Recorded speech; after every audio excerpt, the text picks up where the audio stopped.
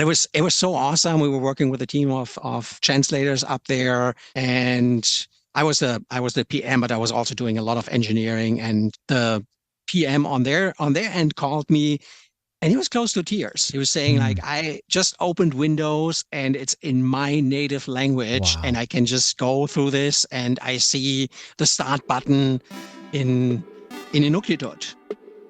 Lexigo presents The Native Experience with your host, Brian. Hello, world. This is Brian from Lexigo.com, and you're listening to the Native Experience Podcast, the show that even helps people translate into Klingon. Our goal in this podcast is to go beyond translation and localization and discuss creating truly native experiences for diverse audiences. We have a great episode coming. We're talking with Soren Eberhardt, Senior Product Manager at Microsoft. Glad that you're here. Thanks for joining us. Did you know that at Lexigo, we work with thousands of brands across the globe to help them communicate with confidence in over 171 languages? So whether you're translating website content, marketing materials, legal documents, or more, Lexigo has the expertise and the technology to ensure that your message is communicated effectively and accurately to your global audience. Don't let language barriers and inaccurate translations hold you back from success, because it does happen. Choose Lexigo for all of your translation and multicultural communication needs, and experience that peace of mind that comes with knowing that your message is communicated accurately every single time. All right, let's rock it. Talking with Soren Eberhardt, Senior Product Manager at Microsoft. He's been working in the field of internationalization and localization for over 25 years, both on the vendor and the client side, and in different roles as translator, localization engineer, and program manager. He has taught localization classes all over at various universities, all kinds of things. This guy actually has a wealth of knowledge, and I'm very excited to get into this conversation. So I'd say, once again, let's rock it. Soren, welcome to the Native Experience. Thank you so much for joining me. Appreciate it. Yeah, thanks for having me. So I have to ask this question because I never know for sure, but did I pronounce your name correctly? Well, you pronounced the Americanized version correctly, which is also in my passport. It's Soren. Okay. And I do have some aliases. So when I became a citizen of the United States, I also had to give some other versions of my name. One is the weird one with an O and two dots on top, also known as the umlaut. So actually, I'm Sören in my native country of Germany. Okay. Yes, that's pretty good. But that got taken away from me, that umlaut. They just decided, no, we cannot have that on official forms. And even today, like often when I, like for traveling, for example, I have to fill out a form, I cannot put my O umlaut in there. And at the time, email addresses didn't support umlauts either. So by now there's international domain names. There's also email internationalization. But yeah, when I moved to the States over 20 years ago, all that was not in place. So I became Soren, and I'm totally happy with Soren. So now, do I understand that your wife is American? Is that correct? Yes. Yeah, she is American, and she calls me Soren. Soren, so okay. I'm totally happy with it. Has she tried the I can't even see. The R is hard for me to do that. The Zuren. Yes, especially when she really wants something from me, she will use that name. Does she have the Southern drawl, the Texas drawl? No, she doesn't. Okay, Sometimes when she talks to family back in Texas, there will be more y'alls in her language. But yeah. Okay, so she's not doing the whole like, Soren, y'all get your butt in here. No. That's good. I love doing accents once in a while. I'm not great at all of them, but I try. It's fun. I'm not allowed to try the Texan accent. I was pretty good in my native German doing accents. But as a non-native speaker, I always feel like that's one of the biggest challenges, to get accents right. Sure. And then actually, I also had projects. I once did a set of videos for Vietnam, and there I picked the wrong accent for the speaker. Interesting. Fortunately, we caught that before we released. So yeah, it's not just an academic question or a fun question, right? Doing accents sometimes in localization projects, that can be a pretty tough one, because as a non-native speaker, you sometimes, like I hear the Southern drawl now. I can even understand my father-in-law when he uses his Texan drawl and has his mouth full. I've got in tune with that, but it's it can be a real challenge to pick the right accent for your audio visual stuff, for example. That's true.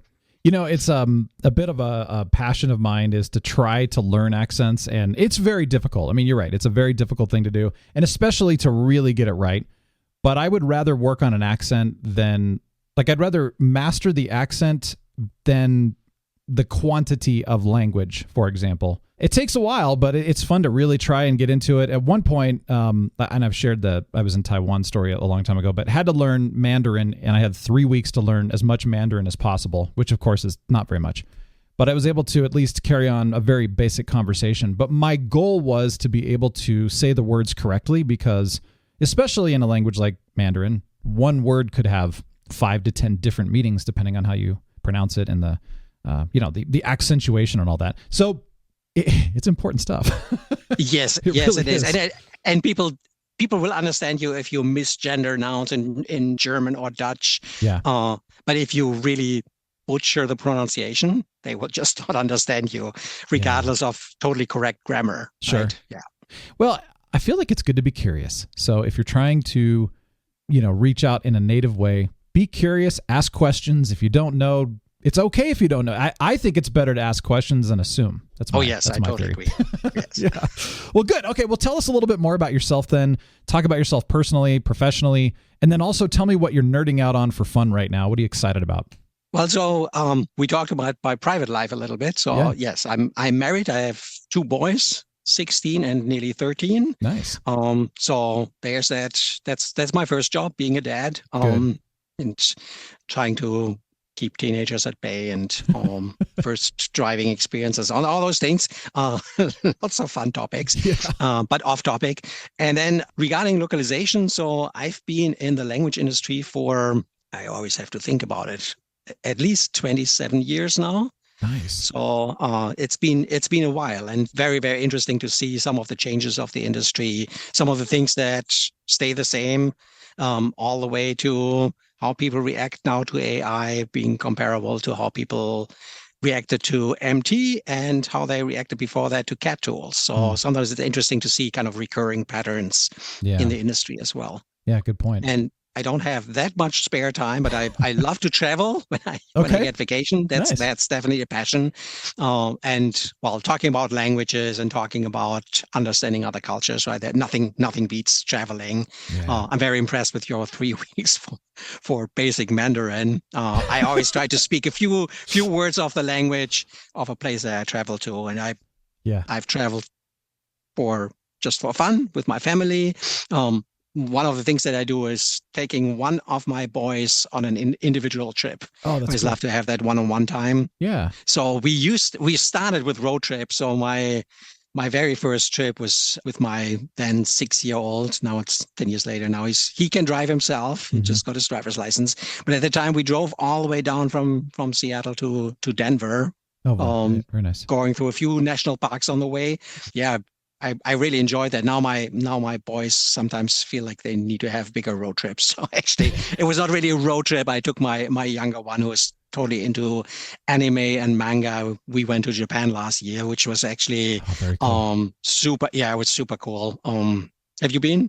No. My one of my really good friends, though, his wife is Japanese, and so they're in Japan quite a bit. And he was just out there, just got back about a week or so ago, and he was telling me, they went all over this time, more than normal. So he was telling me all about it, and I'm so jealous. Yeah, I feel it's one of those places. It's very different from some of the other experiences that I've had, where I went to cultures that are very different from Western culture. Yeah, a lot of emerging markets, but Japan, totally developed country in many aspects, beating infrastructure in the United States, for example. Yeah. But then still so foreign. So it's it was super, super fascinating for me. And I was asking myself, why haven't I been here before? Seriously, yeah. It's interesting. When he was out there, I had this weird thought that I had to know the answer to. And I said, is Japan clean for the most part? And he said, oh, absolutely. He said, most of the places that you go, it's well taken care of. It's cleaned up. And he's like, I feel very, very safe here from a cleanliness perspective because, in the United States, it's not always that way. So yeah, can sometimes get grittier. Depends on where you're at, exactly. Yes.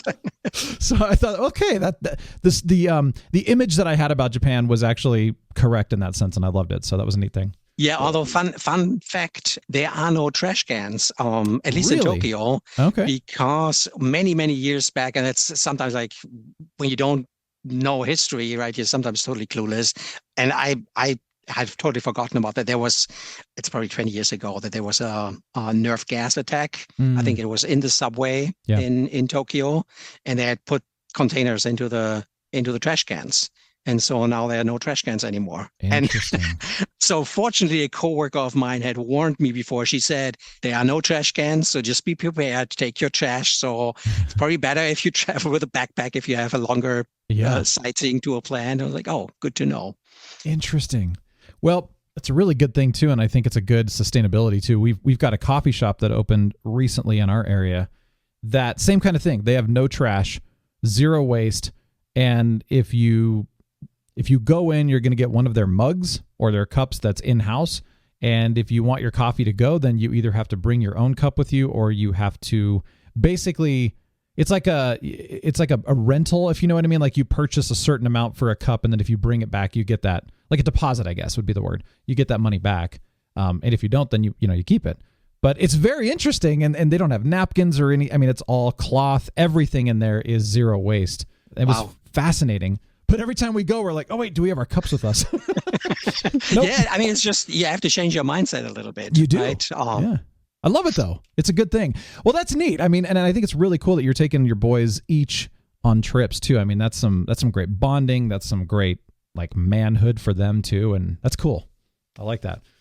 Well, tell me a little bit about a localization or a translation story that you've had. It could be personal, professional, good or bad. It doesn't matter. But I'm just curious, some of the experiences you've had. You say you've been doing this for 27 years, so share some stuff. Yeah, it took me a long time to realize some of the pioneering work that I did. It was just because I was so bogged down into the project. Yeah.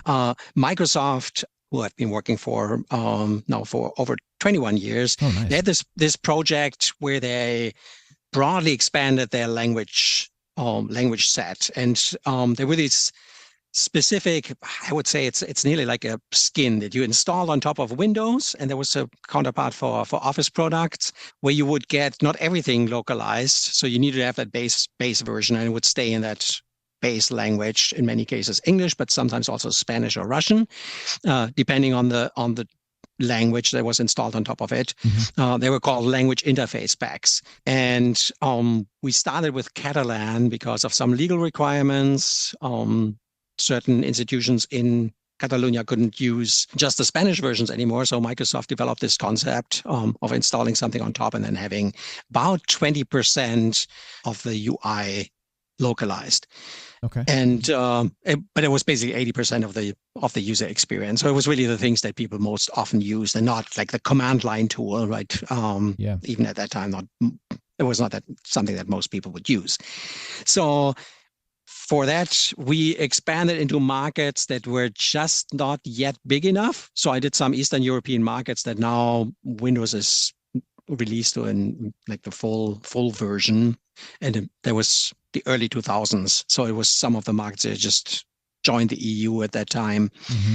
And then there were also a lot of African markets. So I did Swahili, Zulu, Tswana, Afrikaans as languages for the very first time that any big IT company had done that. And it was not that there was no software at all. There were probably like local software. Same for India. So we went into the Indian market, did several languages there. It was super fascinating for me because, well, we talked about languages earlier. It was not only that I didn't speak those languages, I couldn't even read the scripts. So we had Tamil, and it was like, I don't even know where one letter ends and the next one starts. It was super, super interesting for me. And it was also a great experience in seeing how languages are treated so differently and how much of identity people often correlate with their language. Or the smallest language that I did, and I'm still really proud of Microsoft partnering with the Canadian government on that one. It was the language that is spoken in the very north of Canada, Inuktitut. So Yeah. it's spoken in the autonomous region of Nunavut. And it's about 30,000 speakers. So not really something that Microsoft would ever do commercially, but it was so awesome. We were working with a team of translators up there, and I was the PM, but I was also doing a lot of engineering. And the PM on their end called me, and he was close to tears. He was saying, like, I just opened Windows and it's in my native language, and I can just go through this, and I see the start button in Inuktitut. Yeah. And it was just in that moment, when you're an English speaker, even me as a native German speaker, is so used to having these products available. All the products that we want, we get them in our own language, right? But there's a lot of languages where people had to do a lot of lobbying work. So I also did Maori with somebody was traveling actually around the West Coast, going to Silicon Valley and going to Seattle, trying to influence all the big companies to get Maori versions out. And Maori is still in the portfolio. Yeah. So it was it just clicked with me, and suddenly I realized, like, yes, they're languages that just don't have that status, and it's an enormous support for them if certain products are available to them. So that was a fun experience doing that whole project. That's cool. It sounds like you have an incredible passion for this too. It's not just a job for you, it's actually something that you seem to love anyway. Yes, I do. I love languages. I love the products that I've been working on. And it's a really good combination. I'm always saying that translation is such a beautiful problem to have, because we have all these differences. And as soon as you learn a language, you realize there are certain things that you can say very well in one language, and it's very, very difficult to actually get that into another language. There are jokes that you can just not translate. And I'm always wary of using that term untranslatables, because obviously when you describe the concept, you translate it in one way or another, even if it's a very clumsy, long translation. But you can translate, like the Portuguese saudade, that feeling of longing and sadness, or you can translate the German Schadenfreude when you enjoy that somebody suffers some damage. So it's not that you cannot translate them, but languages, sometimes some languages are so concise and with certain concepts, and other languages with other concepts, and so on. So it's an awesome challenge, and then overcoming that challenge, that languages are different, that cultures are different, is also lots of fun, because you learn about the differences, and then you try to address them, right? And then you might try to make sure that a product is usable in these different markets. So cool. I've been enjoying it my whole career. That's great. Yeah, and then you start diving into the culture and just the differences of how people, live their lives, or how they perceive things or think about things, and then it even becomes even that much deeper, which is just so much fun. I love that stuff too. So that's really neat. Now, did I understand that you had to translate into Klingon? Yes, which is yes. When you're asking about nerding out, I've been a Star Trek fan for a really long time. Oh, nice. Me too. And so it was still a little bit of a surprise for me that Klingon was this kind of proof of concept, but then given all the nerds also in the developer community, right? People were using Klingon basically as a proof of concept for machine translation. Oh, nice. And so Microsoft Translator had a Klingon version fairly early on, so you could translate text into Klingon, and so they needed just a few sentences for the UX. So if you wanted to use Klingon, you could also just switch the user interface, which was really not that much. It might have even just been within the text box, enter your text here, something like that. Yeah. But I needed to find a Klingon speaker. So I went to the vendor I was working with and said, okay, get me a Klingon speaker. I'm okay if it's a second language speaker, because I know that there's not really that many native speakers around that we have at least access to. Yeah. And they sent me the biography, and the person was highly qualified. He was there's like a Klingon language board. And wow. Yeah. And so they gave me all the credits. I was like, okay, that's awesome. And so I got the Klingon translator, but it was such a fun little thing. It was like, amazing. Okay, how do you get a speaker for that language? Yeah. I may or may not have used that translator in the past. Oh, that's cool. No, I'm a big Star Trek fan too. I grew up with that. And what was fascinating to me, and the same kind of thing with Lord of the Rings, that Klingon is a fully created language, as is Elvish. And I just thought, wow, the creativity and the mind that goes into this kind of thing that can actually create that from scratch and go all in. It was very, very cool. So that's awesome. That is awesome. Well, thanks for sharing that. And there are probably less Klingon speakers than the 30,000 Inuktitut. So I wonder if there's more like about 5 to 10,000 in that. That's even a rare language. Yes, that's true. That's great. So I know you have a passion for geocultural considerations. So talk about this. Talk about what it means, from your perspective, and of course, go into all of your thoughts and experiences and everything into that. So yes, I mean it's a topic when I was just talking about the differences, right? There's the language differences, but as we also know that when you're learning a new language, you also learn about a new culture. It's not separable. Yeah. And so one of the things that often is not necessarily considered a part of localization, but eventually will fall back on the localization team because they are considered the producers of the international versions, is when you're just not catering well for other cultures. And some of the easiest items that I'm always very wary of obviously like political symbols, flags, maps, those things that can be super, super tricky.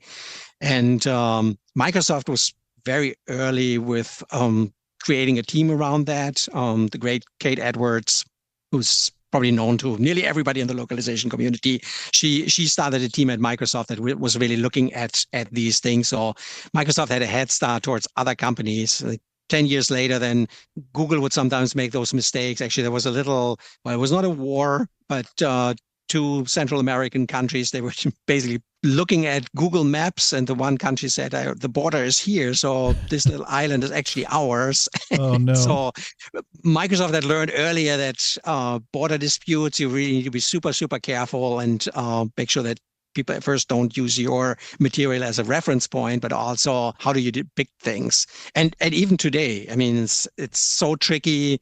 There are very different viewpoints on certain territories. Yeah. Just think about Russia and Ukraine. If a company is still in Russia and wants to sell products there, they have to show certain parts of Ukraine as Russian territory today. But then there's another view. We would say, no, we don't want to do that, right? So how do you negotiate those spaces? But it's a lot broader than just these very visible manifestations. It's really all about trying not to offend your users with a certain perspective, which is not always that super, super easy. No. And I feel like in our society, kind of that whole debate about, the concept of people calling it woke.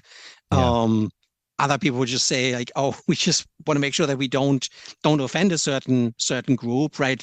All that is being renegotiated, and a lot of it is centered around language, which is super fascinating as well, right? Yeah. That language has such an elevated status again, where you really have to think about, well, what pronouns do you use? What gendering do you use?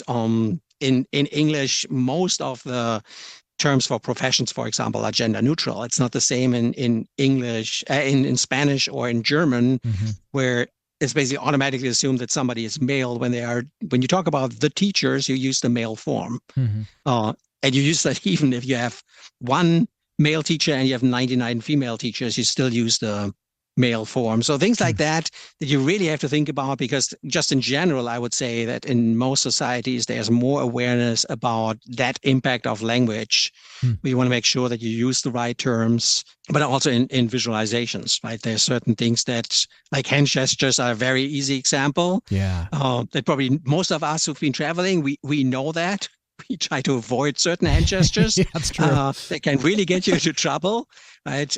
But that's not something that necessarily a product developer might know, where they feel like, oh, yeah, let's make all these icons like hand gestures, right? We use an okay sign. We have a hand gesture for okay, not knowing that they can be super offensive. The okay gesture in Brazil, for example. Yeah. Right. So France too, right? And I've had some. Yeah.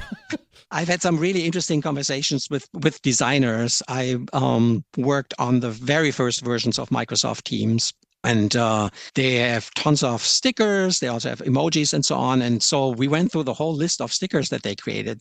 Super beautiful stuff. But sometimes I had to say, like, okay, do we really want to do that? And I would just tell them that's the risk.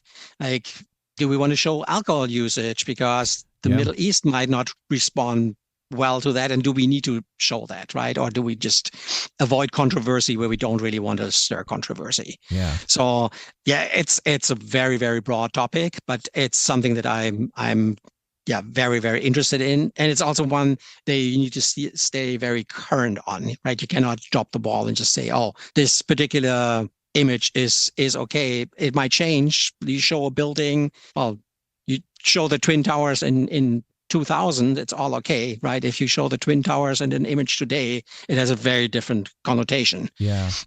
Interesting. No, I mean, this is very fascinating because I feel like the world, well, I don't know how much of the world, but the world around me anyway, the world that I'm experiencing is dealing with this, whether we want to or not, whether we know it or not, it's happening. But of course you're doing this, really on a very focused, intentional aspect from a business standpoint. But you're right. It's funny, the hand gesture you were mentioning about the AOK symbol. That's exactly what I was thinking of, because I think it was in France, but we had some when I was in high school, some foreign exchange students come out from France, and I think somebody did use that like AOK symbol with the hands, and they were just like, "What? What did you just call me?" And I was like, "What?" It wasn't me though, but it was someone else. But yeah, it was just funny. Or like something. A lot of the Asian cultures will do in the U.S. is the peace symbol, but in some of the countries it's victory. So interesting, just like the different little things, and you just don't know about it if you don't know what you don't know, right? But that's where it goes back to being curious, asking questions. So the question that I have, and I know you deal with this on a day-to-day basis, it's very intentional, you're passionate about it, but for others of us that may, like we're still dealing with it, but maybe not as intensely and frequently as you are. How do we balance things? On one hand, we're walking on eggshells. On the other hand, we want to be very respectful.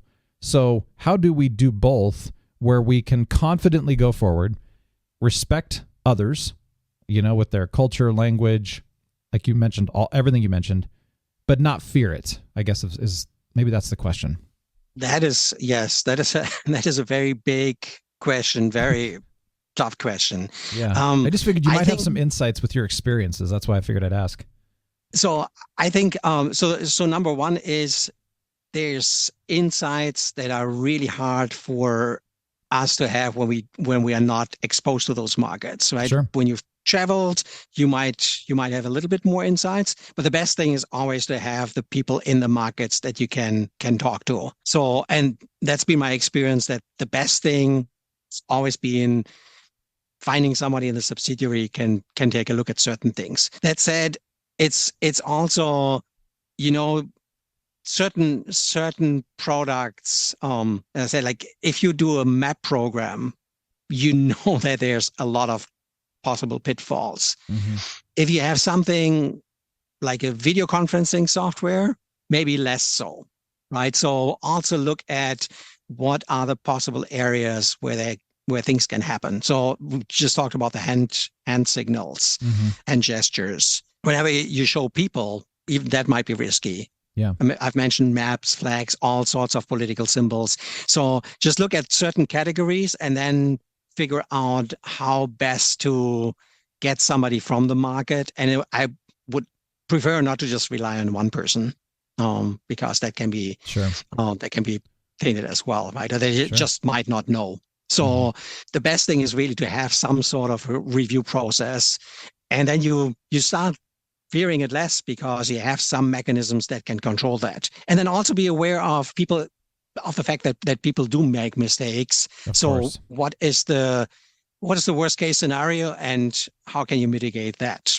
Because sometimes you just might need to have like your PR people work on the damage. Yeah.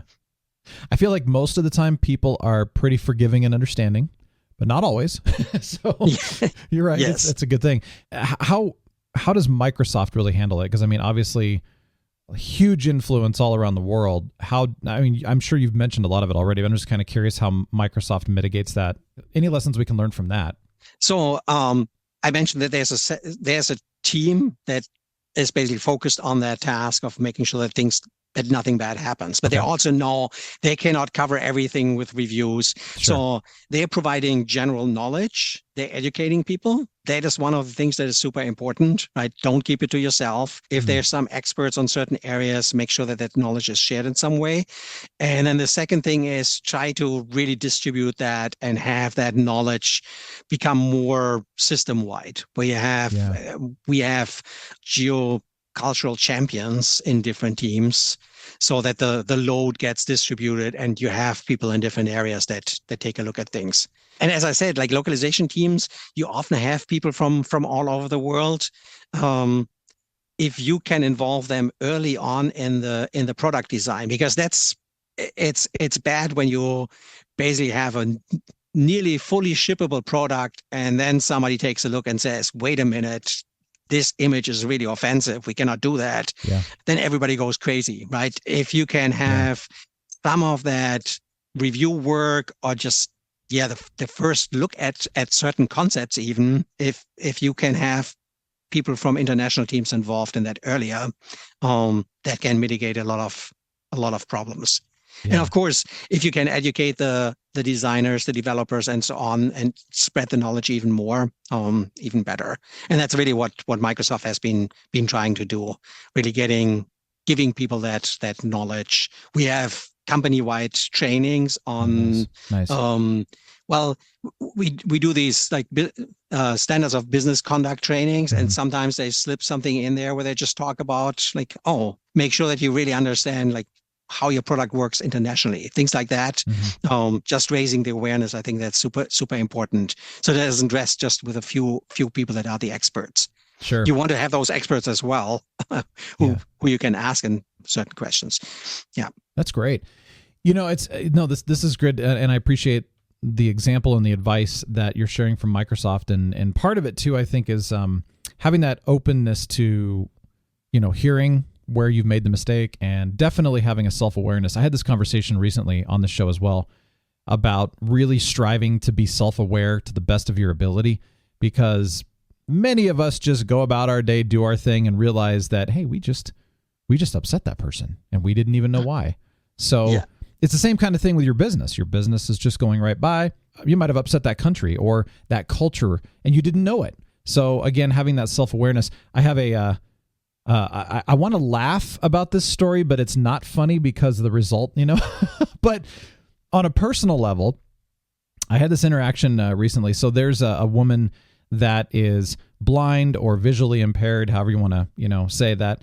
And she's always walks by and does her thing. And we were having this discussion just in a random group of people. And at one point, I don't even know why somebody brought her up. And I said something along the lines of, because I love superheroes. And I also have incredibly bad vision. It is correctable, but 100 years ago, I don't think it was, So I think about, do your other senses, kind of like Daredevil, do your other senses enhance if one of your senses is, not as strong or not even there at all? Or like, we talked about Star Trek, Geordi LaForge, So It's always those questions that I've had. Like, I wonder, and I think at one point I was just kind of, and I like joking around too, but I was just like, I wonder if you snuck up on her, if she would like turn around and whack you right in the face because her senses are so strong, But I was just curious. And I found out later that one of the people in that group took great offense to what I said there. And she was mad. She's been mad at me for months and thought that I have issues against blind people, that I'm a very insensitive person. And I thought, what? Like, I'm curious. But it's one of those moments where you step back and you just say, okay, how did I come across? Because I know that I wasn't being insensitive, and I know that I would never make fun of a blind person ever, because like that's horrible. But she doesn't know that. So what did I do? What can I do differently? I know this is a personal story, but you can apply something like that to any kind of a corporate setting, cultural setting. Wars have been started over stuff like that, obviously. So yeah. I just wanted to share that story, and I'm throwing that out as kind of I hope it gets resolved. Well, thanks for sharing that, Yeah. because I think it's illustrating very well that it's the lack of context that Yes. has become so prevalent. Actually, like the meme is as a concept is so dangerous, right? It's just this short thing that people can send around, be it just some text or some image, Yeah. without anything further. And so, like, you providing the context to your statement is very different from somebody just like hearing something, and then that's that little bubble that they might hold on to. And that's really what's become so dangerous, that the hand gesture, if somebody explains all that, like, oh, wait a minute, the AOK sign, if you have that chance to explain that to the French exchange students, that's what it means here. Yeah. It's all good. You actually have a fun anecdote to tell. Yeah. And it But did. if We people did just see explain it. that, yeah, And it was funny at that point, but in the beginning, we didn't know and they didn't know, and it worked out. But again, context. Well, and it's if the context gets lost, right? Because people just share like this, oh, this is what the company so and so did, and that's really offensive. Yeah. And very quickly it snowballs, and it's even different from when I started in the localization industry. We were told, like, yeah, we should really make sure that we don't offend users. But things didn't travel that quickly. People were not immediately. Today, it doesn't matter which market where it can become global. It can become viral so quickly that, there's the context can get lost so quickly. So you need to be even more careful.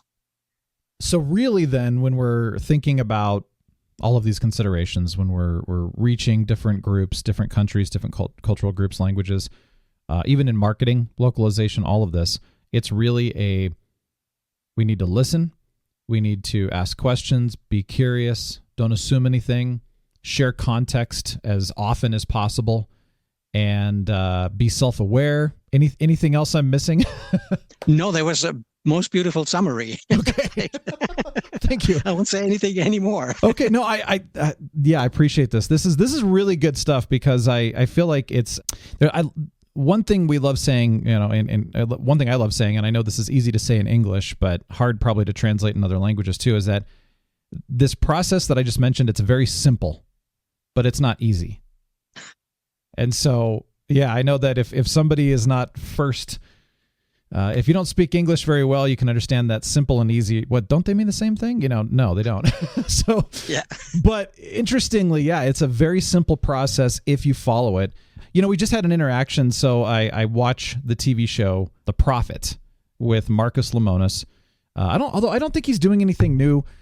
I don't think he's had any new seasons recently, but he is, I don't think he owns Camping World, but he's definitely on the board and he does stuff with that. Interactions with some of the companies that he's worked with. And it was fascinating to hear them mention the word process. And that's something that Marcus is very huge on, is the process. You got to drill in the process. And he talks about, we want to institute this stuff now proactively, so that when the situation arises, you're following the process. So in this particular situation, proactively, a company should be setting things up like, you need to be curious, you need to listen, don't assume, be self-aware, ask questions, all of those things, everything. Oh yeah, share context, all of those things we mentioned. If that's part of the training and the process in advance, proactively, I feel like you could solve a lot of problems before they start. Yes, absolutely. Do you see companies with this process implemented proactively often? I would say that probably the big IT companies in the US have invested most in this. They're very aware of it. Excellent. I think that a lot of LSPs, if they're bigger, they are aware of the benefits. And if they have clients that are asking for it, that are looking for it, they can provide great consulting services in that area. Good. But they need to be asked for it. I don't think that it's something that people sometimes consider superfluous or just a luxury, right? Yeah, we can be nice to people if we have the time for it. And that, of course, can be super, super dangerous. Very much. Yeah, or I've heard them called soft skills too, and they're ridiculously important in my opinion. So if you're going to call them soft skills, they're probably essential. That's my opinion. Oh, my goodness. Well, I really appreciate this. This has been incredibly educational for me. I hope it has been for everyone else, and honestly, really informative, great stories. I learned a lot. So thank you for sharing the wisdom and the experience and everything. It's been awesome, and thank you for taking the time. Brian, thank you so much for inviting me. Oh, it's been lots of fun. You're welcome, Suren. Thank you so much, and hopefully we'll have you back on soon. Suren Eberhardt, Senior Product Manager at Microsoft. That was fun. That was exciting. Very educational. My name is Brian. Thanks so much for joining us. Love to hear from you. nx@lexigo.com. Have a wonderful rest of your day, and remember to always strive for authenticity and embrace the power of native experiences.